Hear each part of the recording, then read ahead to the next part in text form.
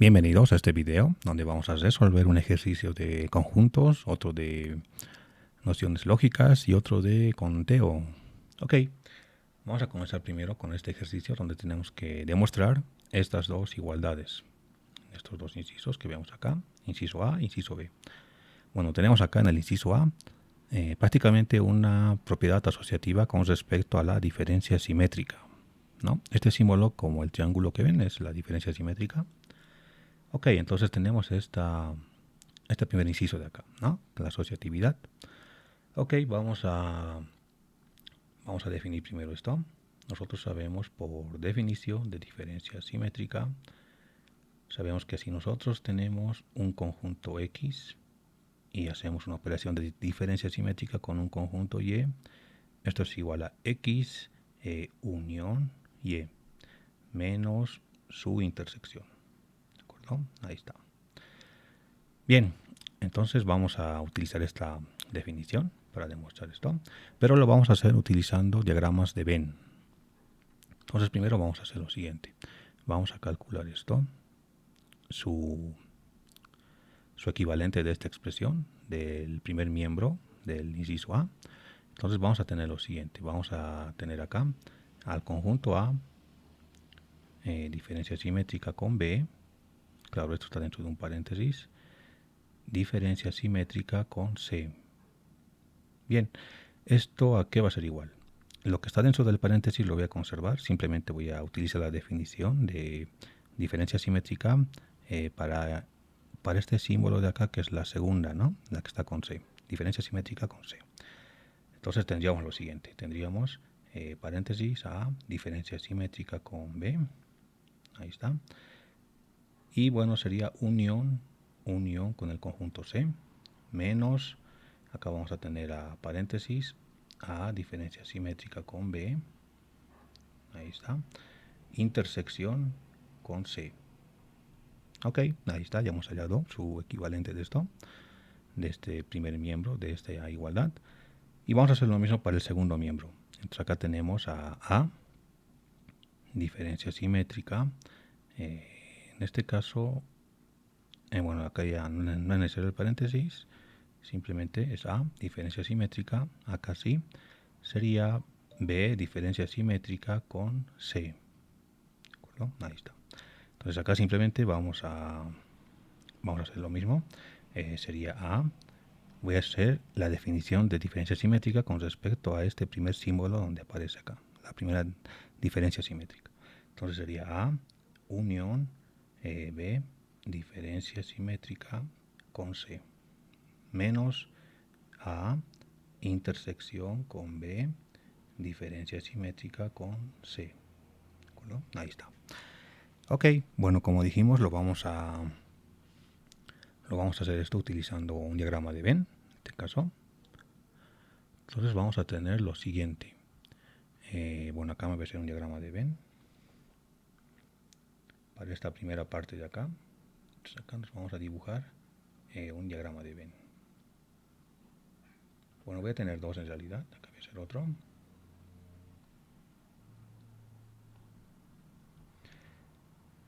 Ok, acá vamos a tener el conjunto A con el conjunto B y el conjunto C. ¿De acuerdo? Este es A, este va a ser B y este va a ser el conjunto C. Ok, vamos a hacer primero esto. Vamos allá primero esta operación de acá. ¿Qué es lo que tengo acá? Tengo A, diferencia simétrica con B. Bueno, sabemos que eso es la unión entre A y B menos su intersección. Entonces sería toda esta región de acá. ¿De acuerdo? Sería toda esta región. Todo lo que está en A y todo lo que está en B menos su intersección. Y esto lo tengo que unir con C, como dice acá, ¿no? Entonces lo voy a unir con C. ¿De acuerdo? Pero esta parte de acá también entra, ¿no? Ahí está, porque es parte de C. ¿De acuerdo? Entonces entraría toda esta parte de acá. Ahí tenemos la primera operación. Ahora lo que vamos a hacer es esta otra de acá. ¿De acuerdo? Pero antes vamos a poner los conjuntos acá. Acá vamos a tener el conjunto A, conjunto B y el conjunto C. Acá tenemos a A, acá tenemos a B y acá tenemos a C. Ok. Y hacemos lo mismo, ¿no? ¿Qué operación es esta? La diferencia simétrica entre A y B, sabemos que es A y B, pero no su intersección. ¿De acuerdo? Entonces vamos a sombrearlo. Sería todo esto, todo lo que está en A y todo lo que está en B, pero no su intersección de los dos. Ahí está. Y eso, bueno, tengo que hacer ahora una intersección con el conjunto C. De todo lo que ya he sombreado, tengo que hacer una intersección con el conjunto C. Entonces, bueno, como pueden ver acá, me quedaría solamente esta región de acá, ¿no? Esta pequeña región de acá, y me quedaría esta región de acá. Ahí está. Entonces, vean que de la región azul, y bueno, me quedaría intersección con el conjunto C, me quedaría todo esto de acá, ¿no? Ok, ahora vamos a hacer lo siguiente. Vamos a calcular ahora todo esto en conjunto. La diferencia, como dice acá, la diferencia entre esta región roja que he calculado con esta otra de acá, con la región de color negro. Entonces vamos a hacer otro diagrama de Venn para esto. Acá está. Y como pueden ver, esto ya está a la vista. ¿Cuánto va a salir de todo esto? Acá vamos a tener conjunto A, conjunto B y conjunto C. Ok, este es A, este es B y este es C. Ok, vamos a concentrarnos acá en la región roja menos la región negra que está acá. Entonces sería este diagrama menos este otro de acá. Y este otro de acá es la región negra, ¿no? Ahí está. Entonces en este caso me quedaría todo lo que está en A, en B y en C y menos sus intersecciones. Pero sí me quedaría la parte central, ¿no? Como está acá. Esta partecita me quedaría, ¿no? La región donde se intersectan los tres conjuntos. Entonces sería esto. Todo lo que está en A, todo lo que está en B, todo esto. Y todo lo que está en C, que sería todo esto de acá. Y esta parte de acá, ¿no? Esa partecita de ahí más. Ok, ahí está. Bien, me quedaría toda esa región, menos sus intersecciones. Ok, ya hemos calculado de alguna manera para toda esta parte de acá. Vamos a hacer lo mismo para este segundo de acá, para este otro de acá lo vamos a hacer. Y vamos a necesitar acá otra vez diagramas de Venn para ver si al final son equivalentes, ¿no? Si son iguales. Ok, acá vamos a tener un diagrama de Venn. Acá vamos a tener otro diagrama de Venn. Y bueno, vamos a dibujar los conjuntos. Sería el conjunto A, el conjunto B y el conjunto C, ¿no? Acá va a estar el A, el B y el conjunto C. Y vamos a hacer lo mismo que hace un momento hicimos. Esta parte de acá sería diferencia simétrica de B con C. Sería todo lo que está en B, que es todo esto. Todo lo que está en C, pero no su intersección de ambos, ¿no? Ahí está. Y eso lo tengo que unir con el conjunto A, que sería todo esto. ¿De acuerdo? Ok, ahora vamos a calcular el otro. Pero antes vamos a dibujar a los conjuntos. Ahí está. Ahí está. Este es el A, este es el B y este es el C. Y bueno, vamos a hacer ahora esta operación de acá. Diferencia simétrica de B con C. Todo lo que está en B. Acá está todo lo que está en B. Y todo lo que está en C, pero no su intersección de ambos. Entonces sería toda esta región de acá. ¿De acuerdo? Ahí está. Muy bien. Pero ahora tengo que hacer la intersección con A. Y vean que es algo muy parecido a lo que hicimos, ¿no? Acá, en esta parte, es muy parecido a lo que hicimos hace un momento. Entonces, intersección con A sería toda esta región de acá, ¿no? Todo lo que lo estoy pintando con negro, todo esto de acá. Entonces sería toda esta parte de acá. Ahí está, toda esa parte de ahí. Y ahora tengo que calcular la diferencia entre estos dos. ¿De acuerdo? Y vamos a hacer con un diagrama de Venn. Acá. Vamos a tener por acá, por acá. Y ahí está. En esta parte, bueno, en esta primera parte, bueno, creo que nos hemos olvidado algo. Sería B, diferencia simétrica con C, todo lo que está menos intersección unido con A. Pero al hacer la unión con A, tenemos que tomar también esta parte de acá. ¿De acuerdo? Esta parte de acá. Esa parte no la hemos tomado hace un momento, pero lo correcto es tomarla. ¿De acuerdo? Ahí está. Entonces ahora vamos a hacer el resultado de estos dos. Vamos a hacer por acá al conjunto A, el conjunto B y el conjunto C. Aquí tenemos a A, B y a C. Bien, tengo que calcular ahora la diferencia entre estos dos, ¿no? Entonces, vean, yo tengo la región roja menos la región negra de este otro de acá. La región roja menos la región negra. Entonces, yo hago la diferencia entre estos dos, claramente me va a quedar todo lo que está en A, todo lo que está en B, aquí está, todo lo que está en B, todo esto. Ahí lo tenemos. Y ahí está, A y B, todo lo que está en C, ¿no? La región roja menos la región negra, ¿de acuerdo? Ahí está. Entonces sería todo lo que está en C, menos sus intersecciones. Pero sí me quedaría la parte central, que es esta de acá, ¿no?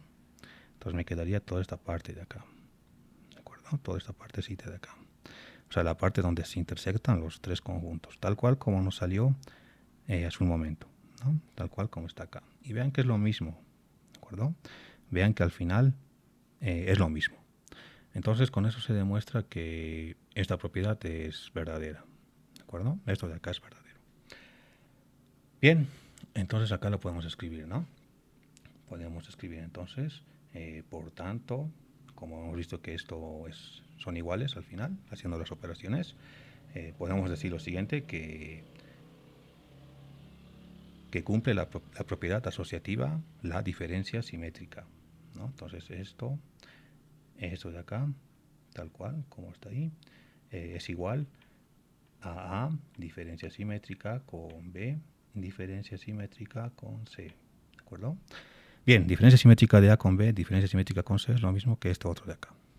Ok. Bien, vamos a continuar con el inciso B, en este caso. Teníamos esto. Era como una propiedad distributiva, ¿no? Entonces acá vamos a tener a diferencia simétrica con B, intersección con C. ¿De acuerdo? Y bueno, esto es igual a A, intersección con C. ¿Está? Diferencia simétrica de B, intersección con C. Bien, tengo que demostrar esto de acá. Y bueno, como dijimos hace un momento, lo vamos a hacer utilizando las propiedades de conjuntos. Ok. Voy a tomar este primer miembro de esta igualdad, todo esto. Primero voy a tomar esto, voy a desarrollar esto. Y luego voy a tomar este segundo miembro de acá y voy a comparar si tengo un resultado similar. ¿De acuerdo? Entonces primero tomamos estos dos, sería A, diferencia simétrica con B, intersección con C.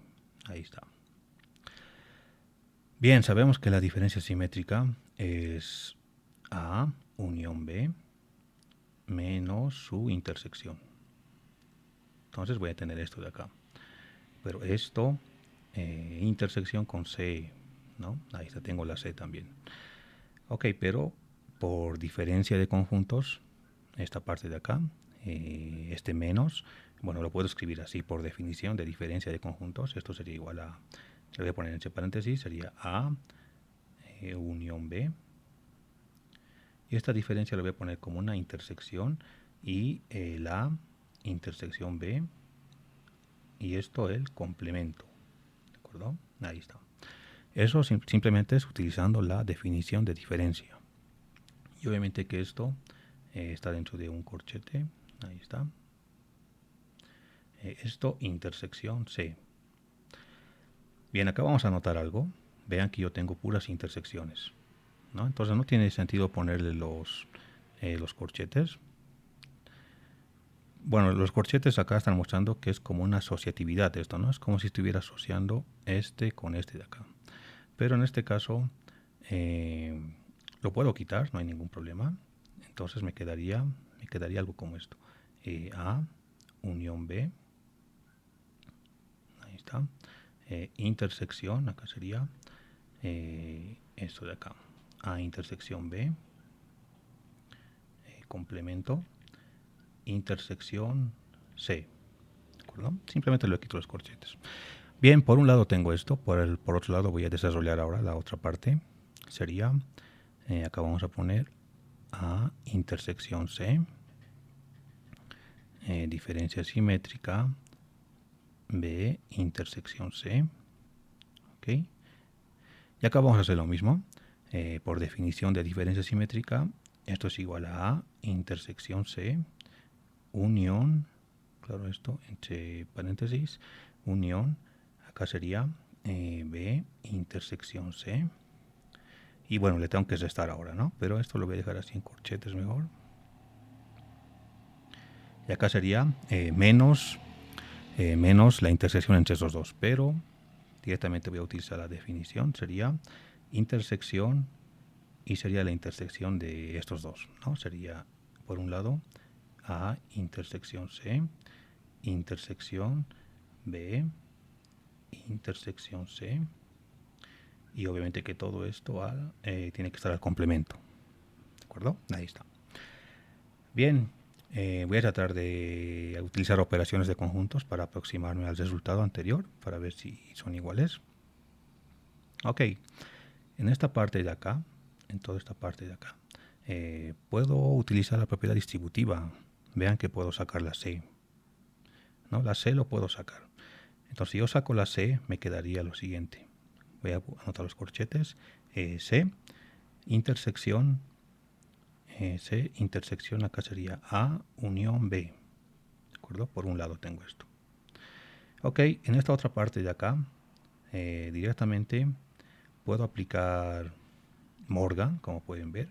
O si no, vean que en este caso tengo paréntesis y vean que estoy asociando, pero tengo puras i's acá, ¿no? O sea, como una intersección. Las intersecciones son como unas i's, ¿no? Entonces, acá tenemos puras intersecciones. No tiene mucho sentido asociarlo, ¿sí? Y vean que tengo la C también. ¿De acuerdo? Entonces, esto lo puedo escribir de esta manera. Vamos a poner acá, directamente sin los paréntesis, A, intersección, pero voy a utilizar acá algo más. Esta C que vemos acá, lo voy a llevar al final, ¿de acuerdo? Entonces, acá, ¿qué me quedaría? Sería A, intersección B, intersección C. Y vean que acá tengo otra C. Sería intersección C. Entonces, vean que tengo dos veces la intersección C. Yo me puedo quedar con una nada más, ¿no? Por la ley de la idempotencia. Entonces me quedo con una y todo esto está al complemento. Pero acá vamos a hacer algo más. Vamos a asociar esto de acá. Estos dos de acá lo voy a asociar, ¿sí? Y ahora sí. Bien, tengo todo esto de acá. Ahora vamos a notar lo siguiente. Vean que ya acá tengo C, intersección, todo esto. Y tengo acá otra intersección. Y todo lo que está dentro del corchete.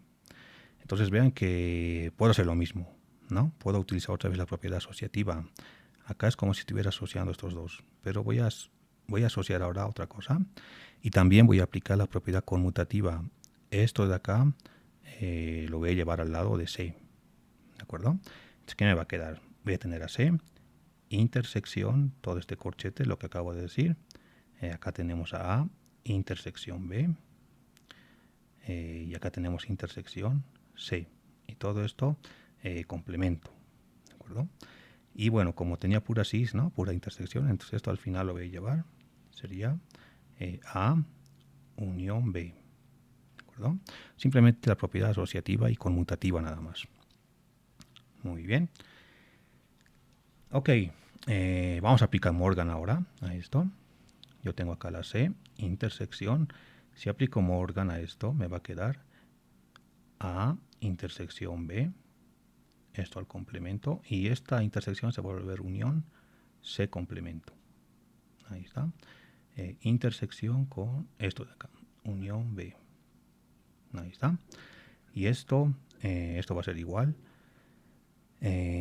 Puedo aplicar ahora una propiedad distributiva, ¿no? Vean que la C lo puedo distribuir con todo este corchete de acá. Entonces, si hago eso, me va a quedar lo siguiente. Me va a quedar C, intersección, paréntesis, A, intersección B. Esto está al complemento. Y bueno, acá voy a tener a la unión, paréntesis, C intersección C complemento. ¿De acuerdo? Bueno, esto entre paréntesis también porque he hecho la propiedad distributiva. Ahí está. Y acá le vamos a poner, bueno, acá directamente le vamos a poner esto, intersección, intersección esto de acá, ¿no? A unión B. ¿De acuerdo? Ahí está. Ok, bueno, acá podemos notar, ¿no?, que tenemos C intersección C complemento. Esto por la ley del inverso de conjuntos es el vacío directamente. Entonces vean que yo tengo acá algo, todo esto de acá, unión, el vacío. Y esto, el vacío es como un neutro con la unión, ¿no? Simplemente me va a quedar todo esto de acá, ¿de acuerdo? Y todo eso de ahí es esto, ¿no? C intersección A intersección B. Esto al complemento. Y vean que aquí también tengo otra intersección, ¿no? Vean que acá tengo otra intersección. Pero vamos a poner esto en orden, ¿de acuerdo? Como he hecho acá, como esta C se ha distribuido con esto, obviamente que me va a quedar acá un corchete con todo esto. Ahí está. Y bueno, al final me queda esto, ¿no? Toda esta parte de acá. Entonces me va a quedar todo esto, pero vean que dentro del corchete tengo unión, el vacío. Y hemos dicho que el vacío es como un neutro y simplemente me va a quedar esto dentro del corchete. Entonces yo tendría esto, ¿no? Ahí está. Ahí está. Intersección, esto de acá, ¿no? A unión B. Pero, como les decía, noten que tengo puras intersecciones acá. Intersección, intersección. Entonces no tiene mucho sentido poner los corchetes en este caso. ¿De acuerdo? Lo puedo sacar. Entonces simplemente me quedaría lo siguiente. Tendríamos a C, intersección A, intersección B. Ahí está. Complemento. Intersección A, unión B. Eso es lo que me quedaría. Entonces vean ahora que... Bien, entonces vean que al final, bueno, quitando los corchetes, ¿no? Porque tengo pura cis, me quedaría esto de acá. Toda esta parte de acá.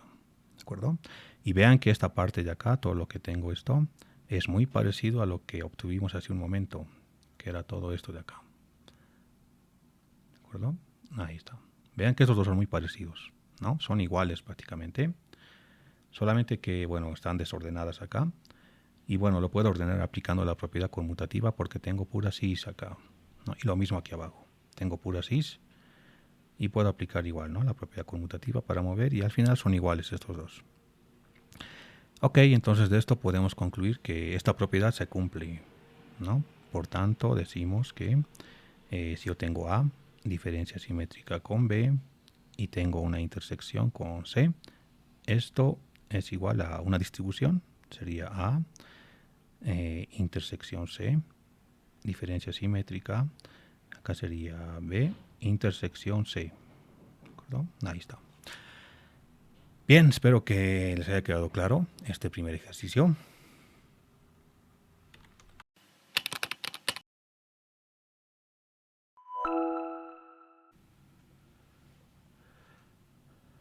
Bien, vamos a continuar con este segundo ejercicio, donde tenemos que determinar el número de soluciones para esta ecuación de acá.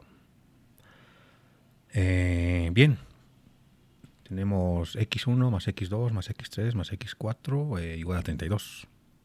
Ok, tenemos tres incisos acá.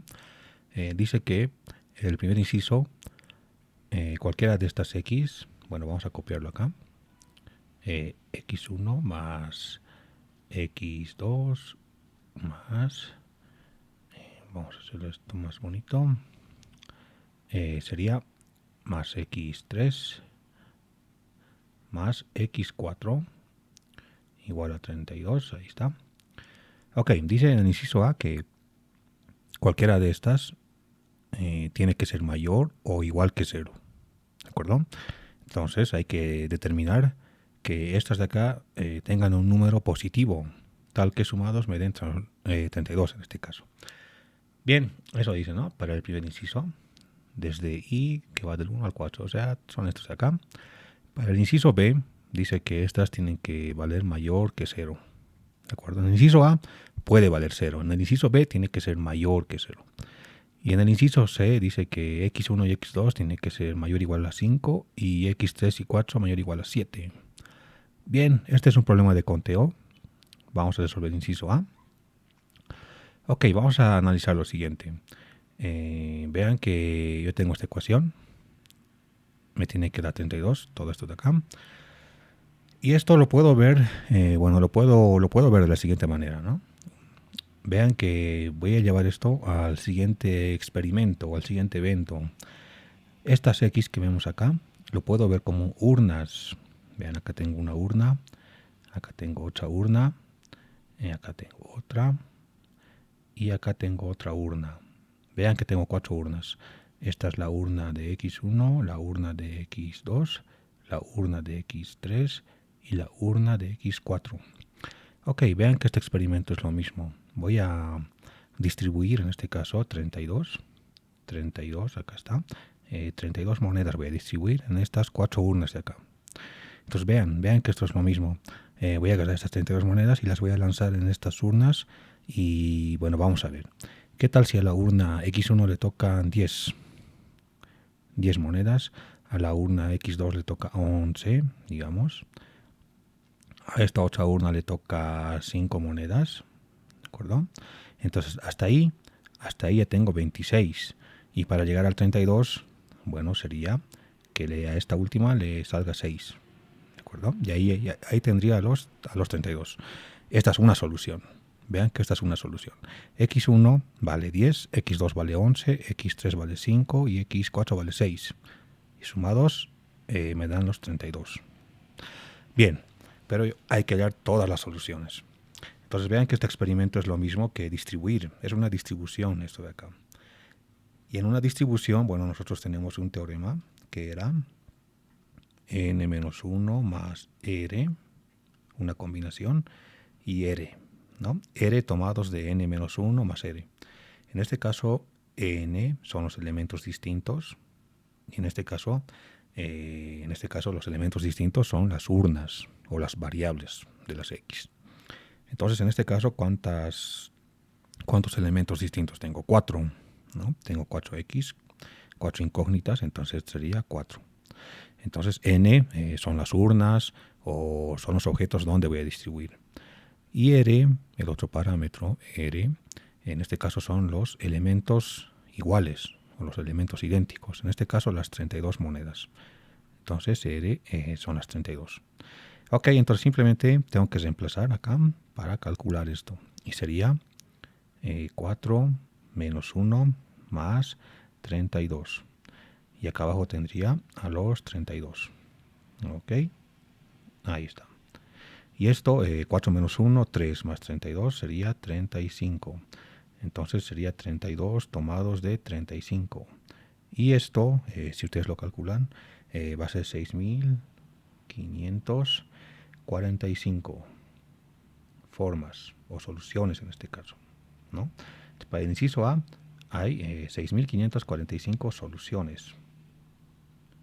Soluciones en este caso, porque nos pide las soluciones. ¿Cuántas soluciones hay? Ok, inciso A, ya lo tenemos. El inciso B.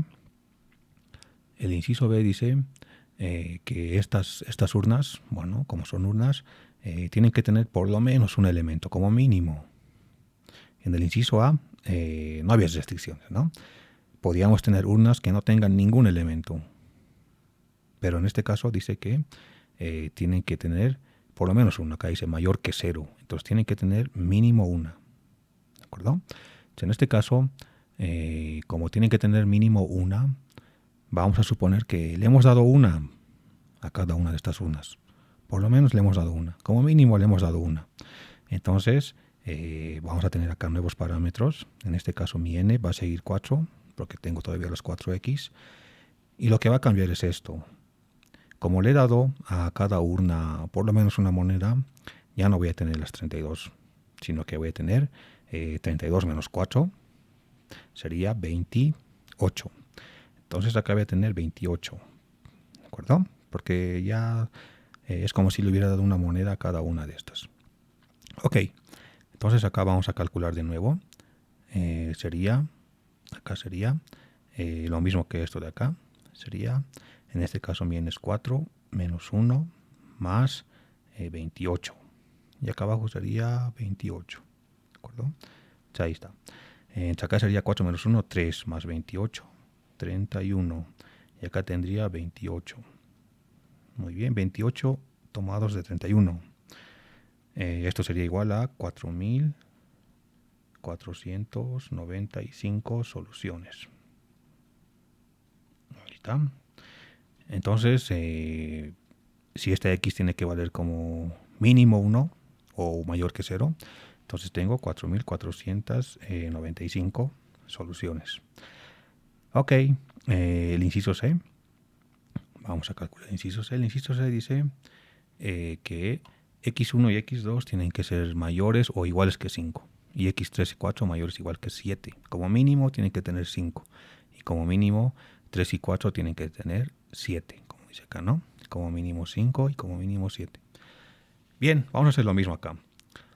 Como estas dos tienen que tener mínimo 5, entonces a cada una le vamos a dar 5 de entrada, ¿no? Entonces sería 32 menos 5 para x1 y menos 5 para x2. Me va a quedar 32 menos 10, ¿no? 32 menos 10 sería 22.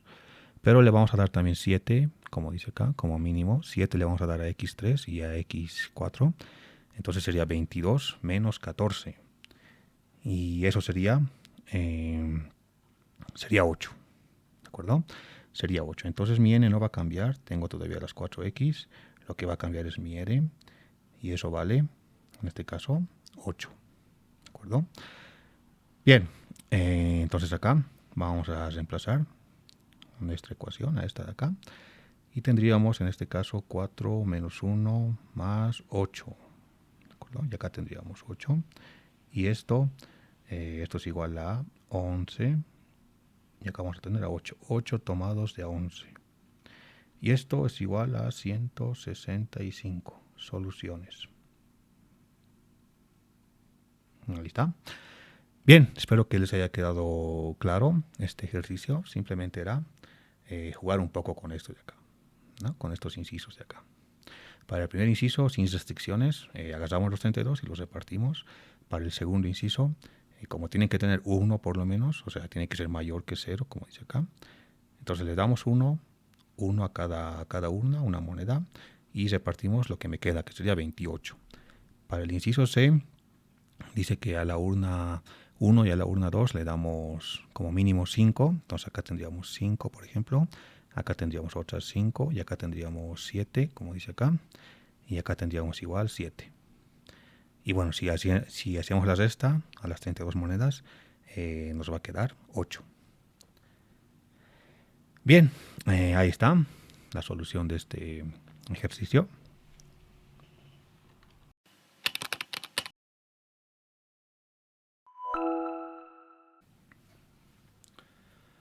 Bien, vamos a continuar con este siguiente ejercicio que tenemos este enunciado de acá. Dice que hay que demostrar la validez de este argumento que vemos acá, ¿no? Bueno, el argumento dice: si la descripción bíblica de la cosmogonía es estrictamente correcta, entonces, bueno, acá le podemos poner un entonces. Entonces el Sol no fue creado hasta el cuarto día. Muy bien. Luego tenemos lo siguiente. Y si el Sol no fue creado hasta el cuarto día, entonces le podemos meter acá otra vez. No puede haber sido la causa de la sucesión del día y la noche durante los primeros 3 días. Ok. Luego tenemos esto, ¿no? Pero, o bien las escrituras usaban la palabra día en un sentido diferente al aceptado en la actualidad, o bien el Sol debe haber sido la causa de la sucesión del día y la noche durante los primeros 3 días. Okay. Dice que de esto se desprende que, bueno, como una conclusión, o bien la descripción bíblica de la cosmogonía no es estrictamente correcta, o bien la palabra día es usada en las escrituras con un sentido diferente al aceptado conscientemente en la actualidad. Ok, como pueden ver, es un argumento que hay que demostrar si es válido o no.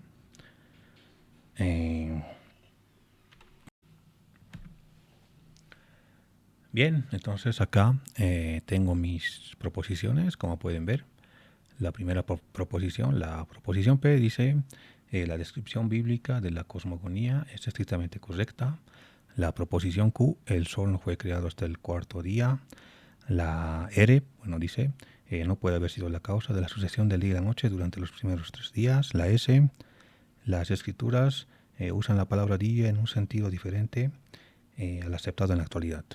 Bien, como pueden ver, entonces ya tengo las proposiciones y podemos construir este argumento, ¿no? Entonces acá sería lo siguiente. Vamos a tener a P. P, entonces Q. Bueno, esta es la primera parte, ¿no? Dice si la descripción, tantos, entonces el sol, como dice acá, ¿no? Entonces vean que es P, entonces Q. Luego vamos a tener a Q, entonces R. Ahí está. Acá dice, ¿no? Lo siguiente. Y si el sol, tantos, entonces no puede haber sido la causa, como dice acá. Entonces esto, ¿no? Q, entonces R. ¿De acuerdo? Q, entonces R. Ok, acá voy a tener a la proposición S y acá voy a tener la O, en este caso exclusiva, ahí está, o diferencia simétrica también. Y vean que tengo en esta parte acá, ¿no? Dice, pero, como dice acá, o bien las escrituras, tantos, o bien, acá dice, el sol debe haber sido, como dice acá, ¿no? El sol debe haber sido, ojo, el sol debe haber sido, mientras que eres no puede haber sido. Y acá dice, debe haber sido, entonces acaba la negación. ¿De acuerdo? Bien, de esto tengo que concluir algo. Tengo que concluir esto de acá. Sería P, sería no P, ahí está, no P o, en este caso, S. ¿De acuerdo? Bien, de esto se desprende que, como dice acá, ¿no? Se desprende que, o bien la descripción bíblica, eso es P, la descripción bíblica de la cosmogonía no es estrictamente correcta. Y P dice es estrictamente. Entonces esto es no es estrictamente, sería la negación de P. Ahí está la negación.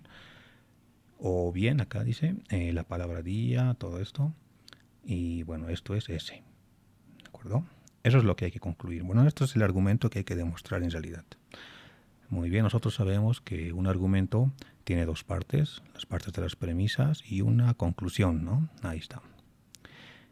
Y obviamente que esto de acá, bueno, las premisas de las premisas tenemos que concluir esto de acá, ¿no? Entonces, si esto es verdadero y concluimos algo, entonces esto va a ser verdadero y al final todo esto va a ser verdadero. ¿De acuerdo? Entonces partimos de acá, ¿no? Tratando de asumir que esto es algo verdadero para tratar de demostrar esto de acá. Y al final vamos a tener esto de acá. Bien, entonces acá vamos a tener algo parecido. Acá tenemos la primera, segunda y tercera premisa. Ok, entonces todo esto de acá, de alguna manera, tiene que ser verdadero. ¿De acuerdo? Para tratar de demostrar esto de acá. Bueno, acá vamos a tener lo siguiente. Como tenemos la primera premisa, esto tiene que ser verdadero, obviamente. ¿De acuerdo? Cada una de estas tiene que ser verdadero. Para que esto sea verdadero, bueno, hay que darle valores a P y Q. ¿De acuerdo? Bueno, lo vamos a demostrar de esta manera porque o bien podríamos utilizar las reglas de inferencia o hacer una tabla de verdad de todo esto y tendría que darnos una tautología. Con eso habríamos demostrado si es válido o no. Pero vean que en este caso no hay una relación entre estas premisas, ¿no? Una regla de inferencia conocida que nos ayude con esto de acá. ¿De acuerdo? Entonces, como no hay una relación, podríamos hacer una tabla de verdad, pero la tabla de verdad en este caso tendría 4 premisas, tendría 4 proposiciones distintas, lo cual tendríamos una tabla con 16 filas y que sería muy tedioso hacerlo. ¿De acuerdo? Otra forma de demostrar si esto es válido es dándole valorcitos así como lo estamos haciendo. Y es como evaluar algunas filas de la tabla de verdad que podría tener esto. ¿De acuerdo? Es más o menos así. Ok, entonces yo quiero que esto sea verdadero. Y bueno, ¿qué valores tendría que tener P y Q para esto? Bueno, podríamos darle valores a P y Q, luego darle valores a Q y R, luego a S, y ver si esto al final va a ser verdadero o no.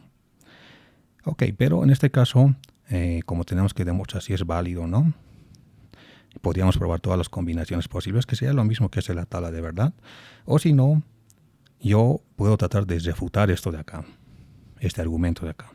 Y refutar esto sería encontrar valores para P y Q, y R y S obviamente, valores de verdad, en el cual todo esto no es verdadero, es falso. Podría ser eso, ¿de acuerdo? O tratar de encontrar una contradicción tal vez entre dos proposiciones. Y bueno, de alguna manera habré demostrado o habré refutado en este caso, ¿no? Al final es una demostración o la refutación. Muy bien, entonces acá, vamos a partir por acá. Voy a tratar de encontrar un contraejemplo. O sea, voy a tratar de refutar esto, como les decía. Entonces yo tengo P, entonces Q. Ok, le voy a dar un valor a esto. Yo quiero que esto sea verdadero. Puedo partir por acá. Voy a darle a esto un valorcito. Este que sea falso. Y este de acá que sea falso también. Bien. Si yo tengo falso, entonces falso. Bueno, esto va a ser obviamente verdadero. ¿De acuerdo? Ok. Acá abajo. Ya sabemos que Q es falso. Muy bien. Q es falso. ¿Qué valor tendría que tener R? En este caso, le puedo dar verdadero. ¿De acuerdo? O le puedo dar falso. Bueno, le voy a dar verdadero para probar esta combinación que estoy haciendo, para ver si puedo refutar esto. Ok, entonces acá tengo falso, entonces verdadero. Esto va a ser verdadero. ¿De acuerdo? Todo esto es verdadero. Bien, ya sabemos que R es verdadero, entonces no R sería falso. La negación. Ok, yo quiero que esto sea verdadero. Y sabemos que cuando tenemos una O exclusiva, como esto de acá, para que esto sea verdadero, o sea, si yo tengo acá una X y una Y, para que esto sea verdadero, X y Y tienen que ser distintos, ¿no? Entonces acá S tendría que ser necesariamente verdadero para que todo esto sea verdadero. ¿De acuerdo? Ok, bueno, acá abajo nos vamos a venir acá abajo. Tenemos esto, lo siguiente, la conclusión. Dice que S es verdadero. ¿De acuerdo? S es verdadero. ¿Qué valor tendría que tener P para que todo esto sea verdadero? Y bueno, vean que acá tengo no P, ¿no? No P, bueno, acá tenemos, si la P es falso, vean, si la P es falso, la no P es verdadero. Y vean que acá tengo verdadero, verdadero, y esto ya no es verdadero, ¿no?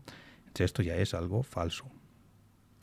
Entonces vean que he encontrado una combinación de proposiciones, dándoles valorcitos, de verdad en este caso, que hacen que todo esto sea falso. ¿De acuerdo? Para que un razonamiento sea válido, este de acá tiene que ser verdadero y este también tiene que ser verdadero. Solo de esa forma vamos a tener que todo esto es verdadero, algo válido, razonamiento válido. ¿De acuerdo? Todo esto es el argumento. Bien, entonces vean que en este caso voy a tener algo falso acá. Y esto ya no es un razonamiento válido. ¿De acuerdo? Muy bien, entonces para esto se demuestra que, bueno, en todo caso se refuta esto de acá. Este razonamiento de acá no es válido. ¿De acuerdo? No es válido. ¿De acuerdo? No es válido. Podemos concluir esto de acá. Y tenemos esta combinación. Bien, espero que les quede claro este ejemplo.